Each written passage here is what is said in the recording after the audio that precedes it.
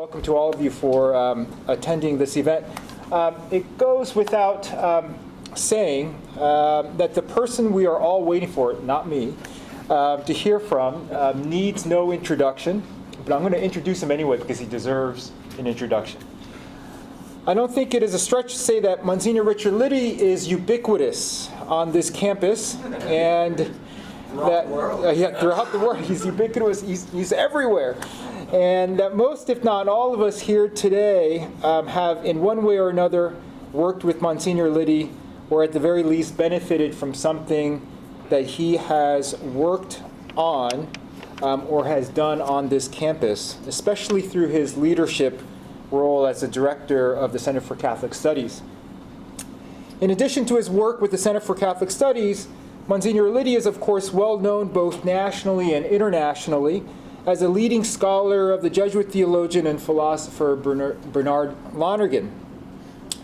Msgr Liddy's scholarship has made Seton Hall one of the leading institutions for the study of Lonergan's work. Recently, in 2018, I guess that's recent enough, Msgr Liddy's highly acclaimed 1993 book, Transforming Light, Intellectual Conversion in the Early Lonergan, was translated into Italian. And I remember asking him, how do you know that they translated it correctly? And he sort of said, we just have to take it on faith. In 2006, he published another monograph on Lonergan titled Startling Strangeness, Reading Lonergan's Insight. I should also note that Msgr Liddy is the founding editor of the academic journal, the Lonergan Review, which is sponsored by Seton Hall's Lonergan Institute, which Msgr Liddy also started. So he has his hands in so many different things that we are all the wonderful beneficiaries of. In addition to his work on Lonergan, Msgr Liddy is also a leading scholar of St. John Henry Newman's thought. He is the past president, I think the past president, you're not the current president, you're the past president, of the Newman Association of America, and he has played a key role in advancing the recent canonization of Cardinal Newman this past October in 2019. Msgr Liddy's deep study and appreciation for Lonergan, and especially Cardinal Newman, is the driving force behind his current book project, tentatively titled The University in a New Key, the Mission of the Catholic University Today. And I believe that Msgr Liddy's talk today, titled Newman's Idea of a University Today, will offer a sneak preview of sorts to some of the themes he is working out in this new book on Catholic higher education. So without further delay, please join me in welcoming Msgr Liddy, who holds the title of Professor of Religion and the University Professor of Catholic Thought and Culture. Msgr Liddy.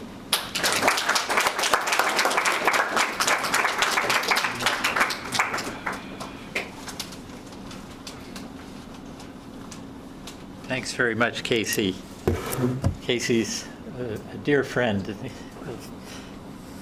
good guy to work with. He's a terrific guy to work with. So I'm happy to do this lecture today on St. John Henry Newman. It's hard for me to get used to calling him St. John Henry Newman because I've always known him as Cardinal Newman or John Henry Newman. I think he'd be surprised to be referred to as a saint. He once made a remark about theologians aren't usually saints, something to that effect. So anyway, I was very privileged to be at St. Peter's when they named Pope Francis named John Henry Newman a saint. I had always had an interest. It really was not my fundamental scholarly interest, which was Bernard Lonergan, as Casey said. But I always had an interest in Newman. I remember when I first entered the seminary, which was up in Darlington, New Jersey, up near Mahwah, right on the New York border. Beautiful park there, Ramapo Park now, but that was all part of the seminary. And I remember sitting by the river, the Ramapo River, and reading Louis Boyer's The Spirituality of John Henry Newman, a beautiful book. And I actually, they it was the first week in the seminary, and it was totally quiet. And I said, well, what do you do when it's totally quiet? Well, you have to read a book. You have to have something. So anyway, I read the book on John Henry Newman, and it always has been in the back of my mind. Different times in my life, I read Newman on this or Newman on that. 80 volumes, 40 volumes of letters, about 40 some, I don't know how many are in the collected works, 30 some, I believe. So anyway, it's a lot of writing. So he wrote about a lot of different subjects, one of which was the idea of the university. But in the early 80s, I happened to be in Rome, and I was living at the North American College, and a Jesuit priest by the name of Vincent Blale was at the college, and he was working on the process of going through all Newman's works to make sure they were okay with the Catholic Church. It's quite a process, and volumes and volumes. So I had to read 50, he asked me to be part of that. I had to read 15 of Newman's works, philosophical and theological works, and write an evaluation that he's a good guy, and it's worth listening to him. And anyway, this is just one volume that came out of that whole process. It's called the Positio, and it goes to the Vatican. It goes to eventually to the Pope, and a whole bunch of people signed their names that they thought that Newman was truly a holy man, and for some of us, a real teacher of the church. So anyway, that was a great privilege for me to be part of that process. It took a long time to read through these volumes and then to write essays on all of them. But so that's why Newman has really meant a lot to me. It's also, I found out later that my teacher, Father Lonergan, whom Casey mentioned, was also, this is a Seton Hall connection in Rome at the canonization. I should have, anyway, I was, if you look closely, you can see me. So anyway, it was a great privilege to be part of that process, and then to be there at the canonization on October 13th, just this past October 13th. And that's they hang a banner with Newman's picture on the front of St. Peter's. And there were some Seton Hall people in Rome, some students. Maybe you might recognize Ben Jaros. It's right there. We went out to dinner, had a nice Italian dinner at night, and somebody brought a Seton Hall banner. I think it was Ben, and I was hoping he'd come today so we could see his picture. But anyway, this is just a little bit of an introduction to the canonization, the process of going through all his works, and getting testimony of people that knew him. It was a long process. He died in 1890, and so he was canonized in 2019, so quite a few years. So anyway, just to talk a little bit, what I'll do is talk a little bit about Newman, and then say something about the idea of the university, which is probably the most famous book ever written about the nature of a university. And I'll quote some people on that, and then make some conclusions, talk about some other aspects of this. Newman was a very religious man, and he always attributed a spiritual experience he had as a teenager, 15, to his interest in the spiritual life, in the presence of God in life. And he talks about it in his book, The Apologia Pro Vita Sua, which is sort of his story. It is his story. And He says, when I was 15, in the summer of 1816, a great change of thought took place in me. He had been reading Voltaire and Hume and some of the free thinkers and materialist and rationalist thinkers who were interpreting science in a very materialist way. He had been reading them. And then in the midst of it, somebody gave him some other books, some Christian books. And so he says, when I was 15, in the summer of 1816, a great change of thought took place in me. I fell under the influence of a definite creed and received into my intellect impressions of dogma which through God's mercy have never been effaced or obscured. So he was writing this when he was in his 60s. And he's saying, you know, I just know God touched me when I was a teenager. So sometimes when I'll bring this up to students, I'll say, you know, you have to value your experiences as a young person, even as a teenager. You have to value what you experience at this university. Because Newman's a good example of someone who really had a drive to figure things out, to get to know things. And in the midst of that, he experienced a tremendous inner conversion. And some people talk about his whole life as a process of change, of movement. Soon after that, he said, I'm so sure that God touched me at that age than that I have hands or feet. He had such a sense of the inner life, you might say, and that it was so powerful to him that looking back years later, he said, that was really an important moment when I was a teenager. He then went on to college, to the university, Oxford, of course, and his undergraduate college was Trinity College. Sometimes here at Seton Hall we've made tours to Oxford, and Newman's presence in Oxford is very prominent.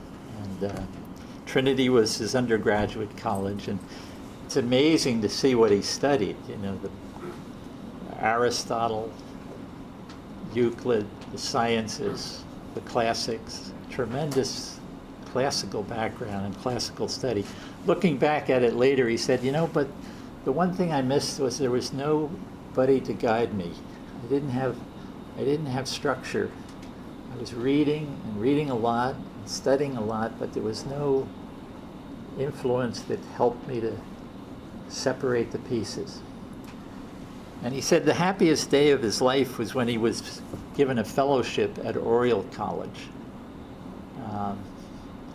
He described sitting in his room and the butler coming to tell him the news that he had passed the exam to be a fellow at Oriel College. Oriel was probably the most prominent college at the time in Oxford, and is probably the most known scholars and teachers that were at Oriel College. And he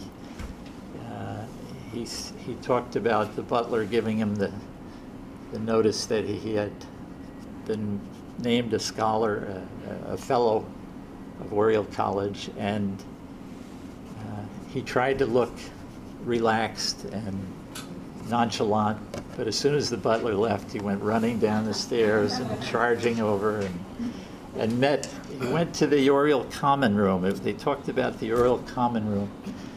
Some of the great minds of the times, John Keble was an author of a famous book called The Christian Year.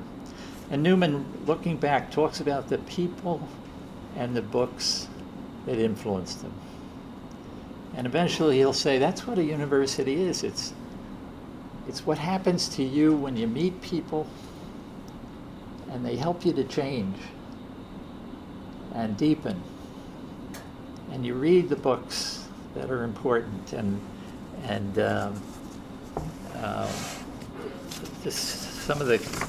so the Oriel Common Room was, you might say, the place where he met all these very important people, and the people that brought him out of himself. He was a very introspective young man, and he talks about Richard Whately, who later he helped write a book on logic.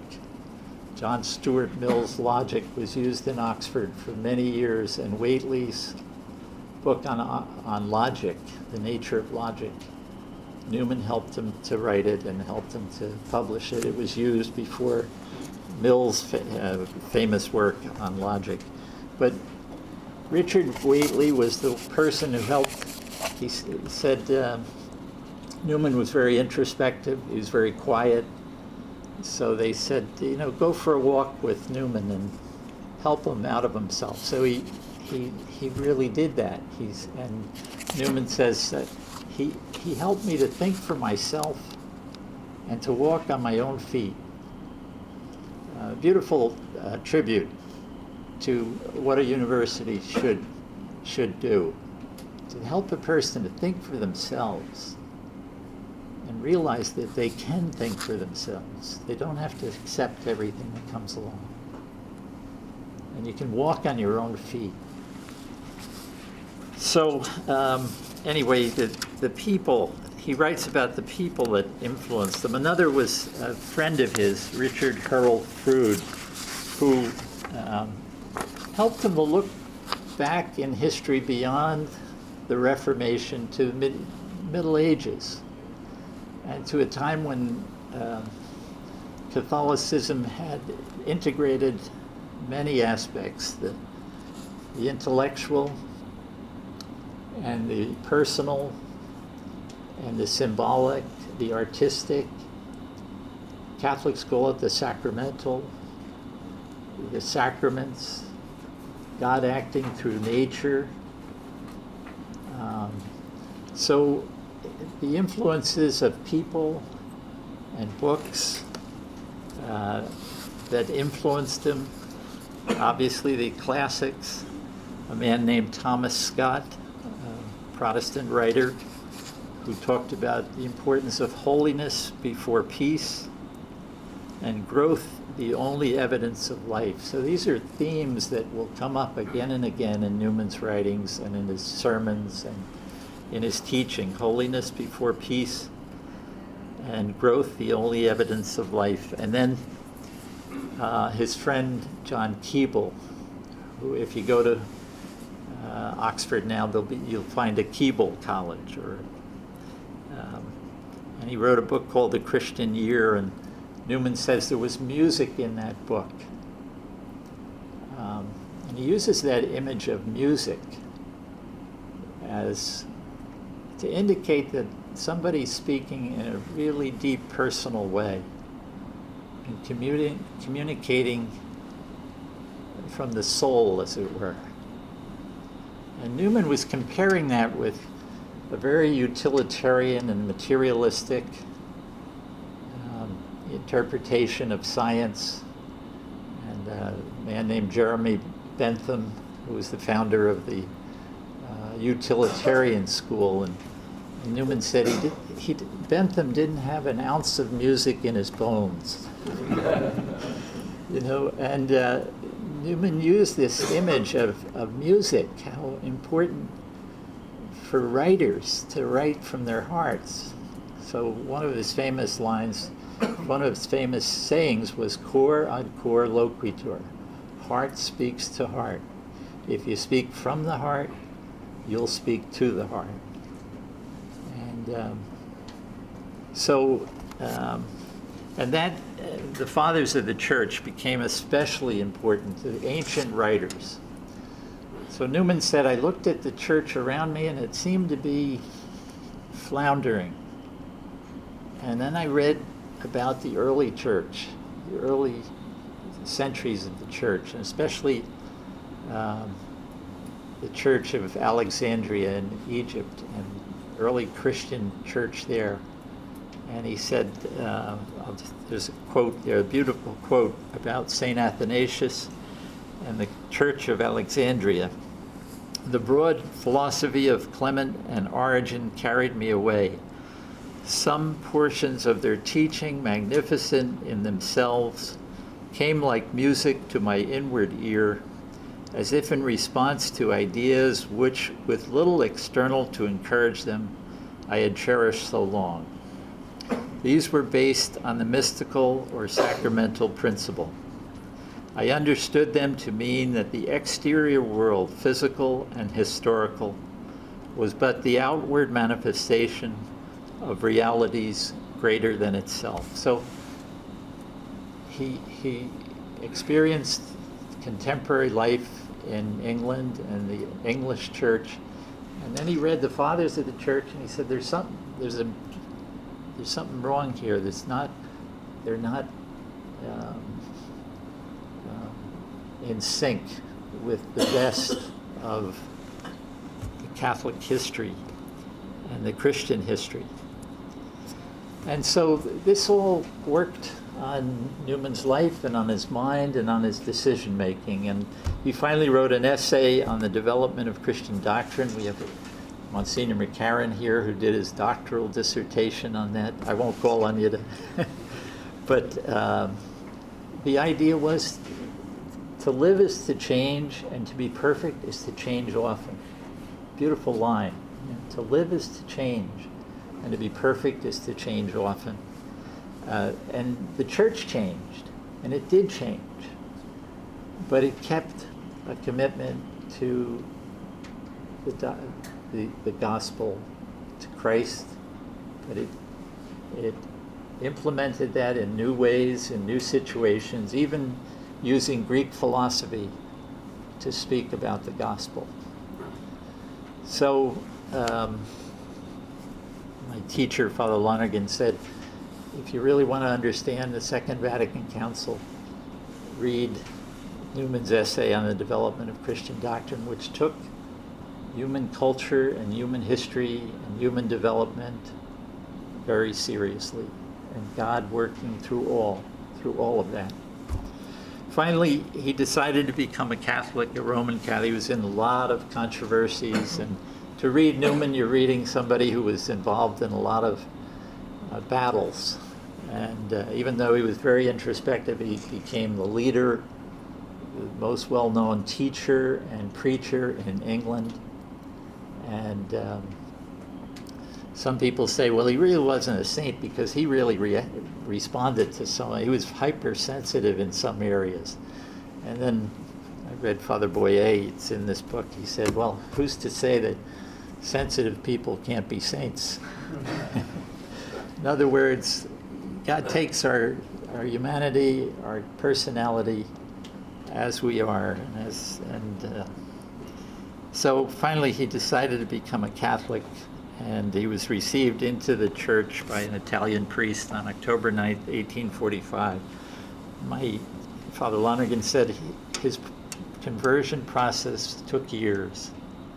To change your mind, to do something new, to make decisions, that's a long process. And for Newman, he writes about it. He said, I struggled. I didn't want to be led by my feelings. I wanted this to be reasonable. Someone said that Catholics had talked him into it. He said, Catholics didn't make me a Catholic, Oxford did, which is beautiful. The people he met, the books he read, the things that happened in him, that's why he eventually became a Catholic. Now let me talk a little bit about the idea of the university. And I want to hear from Mike, and I hope we're able to have a little discussion about university life here today. After he became a Catholic in 1852, he was named the rector of University College Dublin, the Catholic university in Ireland. The Irish bishops wanted a university for the Catholics of Ireland, who were traditionally looked down upon by the English. And Newman wrote this book, eventually published as The Idea of the University. And a recent book, 2007, said called it the most influential book ever written in the English language about universities. James Joyce said that Newman was the best writer of prose in the English language. quite a statement, and then a man named Frank Turner, who had his problems with Newman, wrote this: "No work in the English language has had more influence on the public ideals of higher education. No other book on the character and purposes of universities has received so frequent citation and praise by other academic commentators. Like the negotiator who succeeds by being the first person to get his material on the table, Newman, against all odds and experience, established the framework within which later generations have considered university academic life." It's quite so there, and there are a lot of quotes like that from various writers about the importance of the idea of the university. I'll just say a little bit about what does Newman think a university is about? Well, it's about getting people together and talking to each other and conversations like this, and changing in the process, being willing to change your ideas or to think the ideas through in such a way that you even become more yourself. So he called it a liberal education, which means freeing. And education is something that should free you from everything that narrows, from biases and everything that makes you a narrow person. The university should open your mind to everything, And it's a personal thing. And he has some great quotes about the importance of personal presence. I was at a group the other day that were talking about online learning, and the upshot is that nobody ever has to meet anybody. They just, you're in the computer all the time, and you can go and live in Florida and teach a course no matter where. But let me, if I can just find this one quote about the. Let me just. The general principles of any study you may learn by books at home, but the detail, the color, the tone, the air, the life which makes it live in us, you must catch all these from those in whom it lives already. So the importance of the personal presence of the teacher is so important for Newman. Obviously, students come from all over because there are people here who know things. And the students, they learn teaching and learning.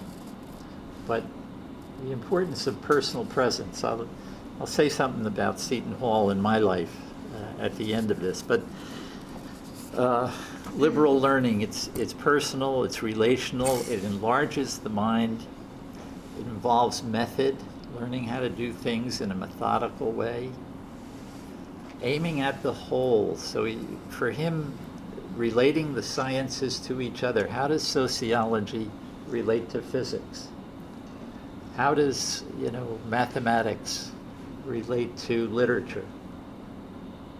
Is there a sense that there's a whole circle of knowledge, a whole circle of the disciplines, that it's important for students to have a feeling for and a sense of and an openness to, with a priority especially for the human. So the physics and the natural sciences are very important, but what does it mean to be a human being as a central question for the human person? And of course for Newman, it's important that the question of God be part of that. All the great religions of the world point to the openness of the human heart to the beyond. And Newman especially emphasizes the beyond that guides our consciences. To the extent that you say, hey, I think I ought to do this, and I ought not to do that. Is there a personal dimension of the universe, a personal good, or a good person at the core of the universe that's calling us, leading us, guiding us, and saying, hey, stay away from that? And is this an important question to raise, for people to raise? The openness to the question of God. And all of that rooted in the self, in a knowledge of oneself. He has a beautiful line. This is from a book he wrote some years later, The Grammar of Assent. I am what I am, or I am nothing. I cannot think, reflect, or judge about my being without starting from the very point which I aim at concluding. I cannot avoid being sufficient for myself, for I cannot make myself anything else, and to change me is to destroy me. If I do not use myself, I have no other self to use. What I have to ascertain are the laws under which I live.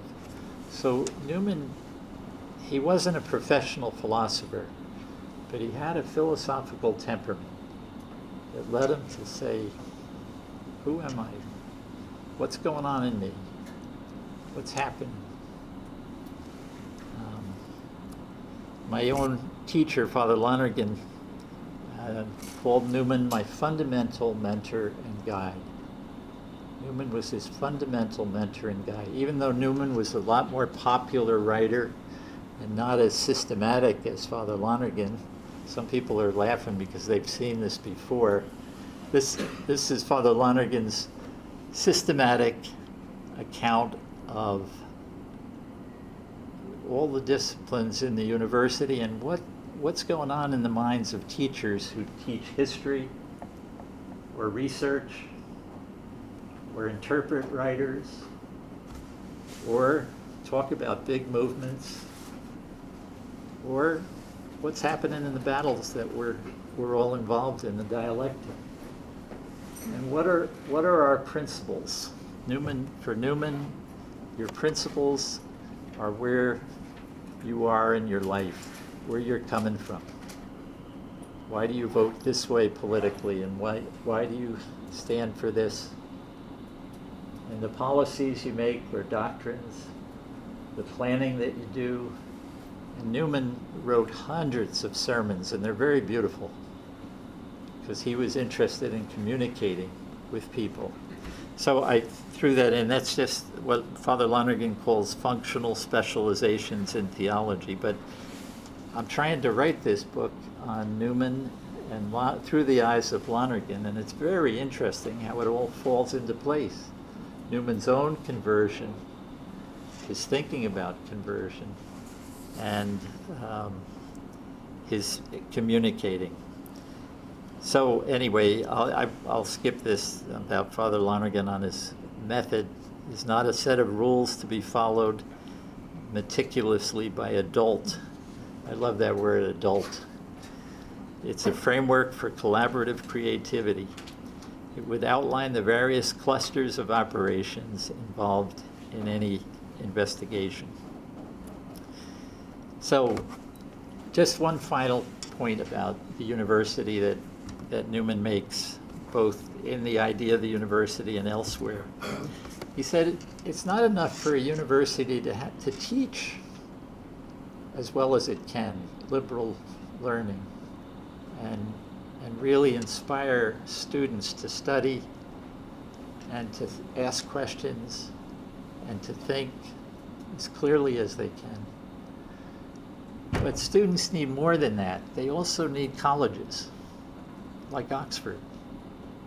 Oxford had Trinity College, Christ Church, all from the Middle Ages, ways for students to grow morally and religiously as well as intellectually.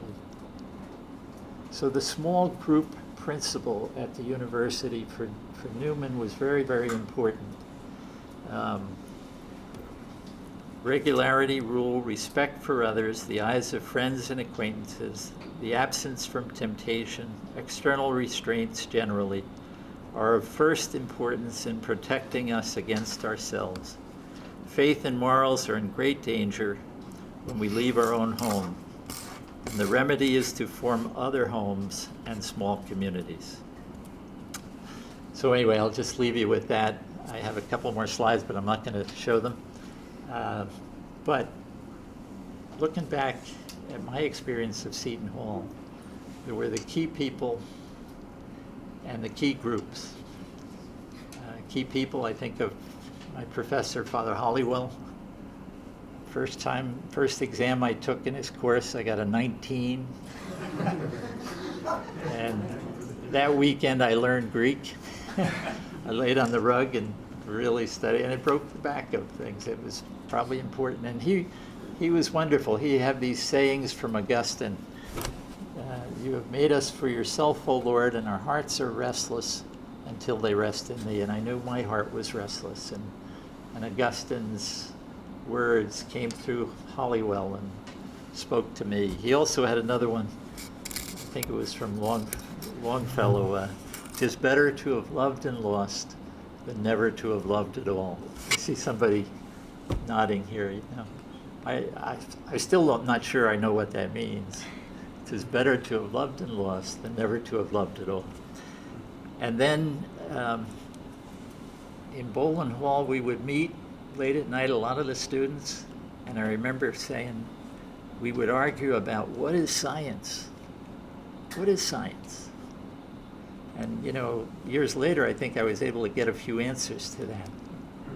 But those small groups are really important. And I look at our students now and I say, yeah, we probably give them a good general view, but how does that fit with their lives? And I can see that at its best, Seton Hall provides a whole lot of different small group settings where what's true academically and intellectually also becomes part of their minds and hearts. So anyway, I'm sorry if I've spoken too long. I'm glad Michael is here to refute everything I've said. And I'm happy to introduce Casey. No, just great. Thank you, Monsignor Liddy.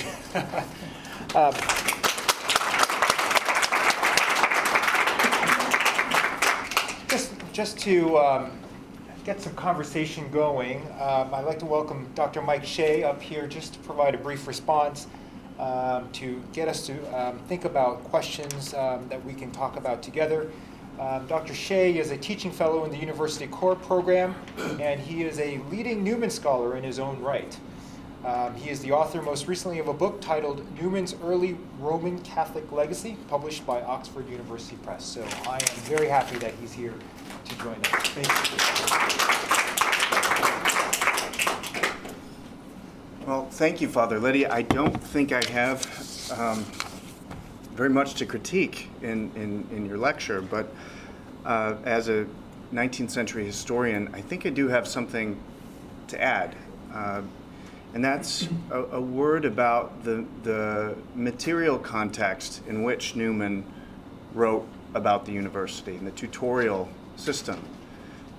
In the 1820s through the 1850s, faculty members lived with their students. They were also bachelors, and they were all male. So some of the problems that would be involved with that today wouldn't have been the case in Newman's day.